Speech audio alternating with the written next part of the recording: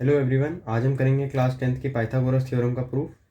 तो हम प्रूफ की स्टार्टिंग करते हैं। पाइथागोरस थ्योरम कहती है in a right triangle the square of hypotenuse is equal to the sum of square of the other two sides. ये पाइथागोरस थ्योरम हम बहुत पहले से पढ़ते आ रहे हैं। हम क्लास 10th में ट्राइंगल्स की सिमिलैरिटी यूज़ करते हुए इसका प्रूफ करेंगे। तो सबसे पहले गिवन टू प्रूफ लिखते हैं। गिवन में हमें दे रखा है एक राइट ट्राइंगल ए बी सी,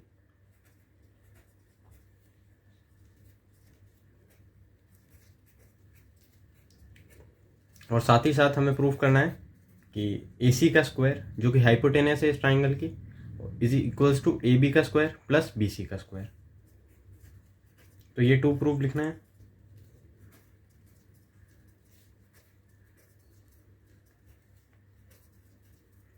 हमें इस क्वेश्चन में कुछ कंस्ट्रक्शन करनी पड़ेगी क्योंकि इसके अंदर जो गिवन इन्फॉर्मेशन है वो सफिशिएंट नहीं है क्वेश्चन तो सॉल्व करने के लिए।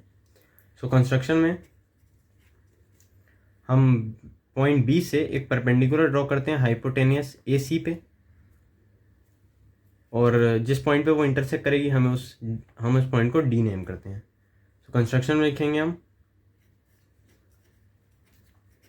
ए D draw B D perpendicular to A C.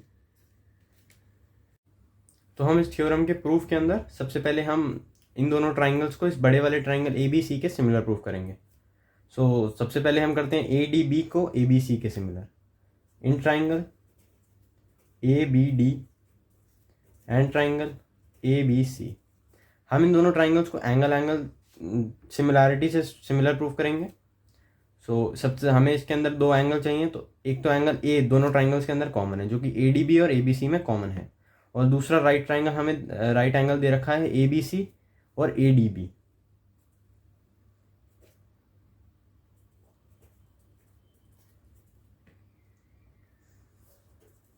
Angle B A C is equals to angle B A D, ये कॉमन है हमारे पास क्योंकि ये दोनों ट्राइंगल्स के अंदर कॉमन एंगल है।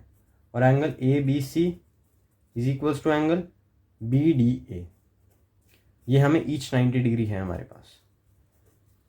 पास एक 90 डिग्री था और दूसरा हमने कंस्ट्रक्शन से प्रूव करा है।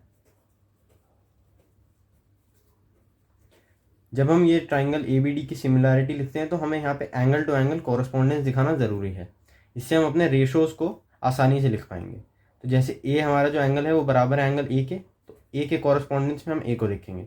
उसी तरीके से हमारा एंगल बी बराबर है एंगल डी के,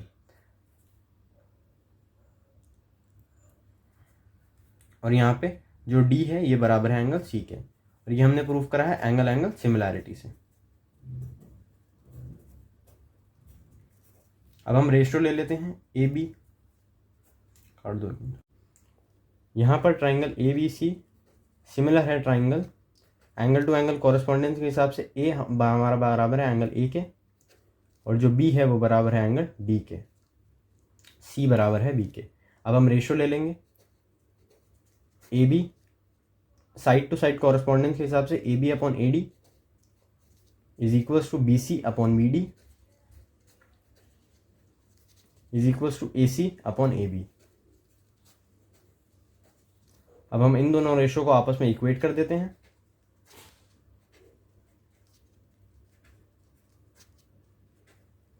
क्रॉस मल्टीप्लिकेशन के बाद हमें मिल जाएगा ए बी का square is equals to A C into A D. ये हमारी इक्वेशन नंबर 1 है। सिमिलरली हम इसी तरीके से दूसरे छोटे वाले ट्राइंगल को बड़े वाले ट्राइंगल के सिमिलर कर देते हैं जो कि है triangle B D C. So in triangle B D C and triangle A B C, हमारे यहाँ पर भी वही दो तरीके से एंगल ट्राइंगल सिमिलर होंगे। एंगल ए सी बी जो कि कॉमन है दोनों ट्राइंगल्स में। So angle A C B is equals to angle B C D. उसी तरीके से angle A B C is equals to angle B D C, ये हमारे पास कॉमन है और ये हमारे पास 90 डिग्री है। यहाँ पर भी एंगल टू एंगल कॉरस्पॉन्डेंस के हिसाब से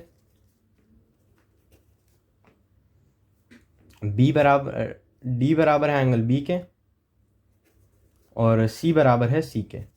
यहाँ पर एंगल एंगल सिमिलैरिटी से एंगल टू एंगल कॉरस्पॉन्डेंस के हिसाब से अब हम साइड की कॉरस्पॉन्डिंग साइड्स का रेशियो लिखेंगे। So B D upon A B is equals to C D upon B C is equals to B C upon A C. बिल्कुल साइड टू साइड कॉरस्पॉन्डेंस के हिसाब से हमने लिखा है। अब हम इन दोनों रेशियो को इक्वेट करते हैं आपस में।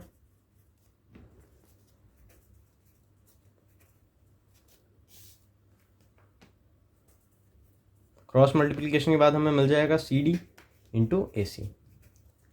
ये हमारी इक्वेशन नंबर 2 है। अब हमारे पास क्योंकि L H S R H S में हमें ए बी का स्क्वायर प्लस बी सी का स्क्वायर, तो हम इन दोनों इक्वेशंस को ऐड कर देते हैं। एडिंग इक्वेशन 1 and 2,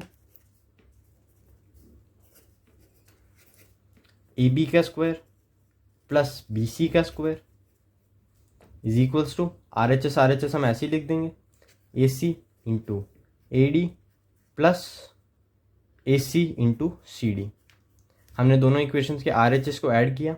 इसके बाद हम दोनों यहाँ से ए सी कॉमन ले लेंगे, A C A D plus C D. अब अगर हम फिगर में देखें तो ए डी और सी डी मिलकर ए सी बनाएंगे, तो हम इसको भी ए सी लिख सकते हैं।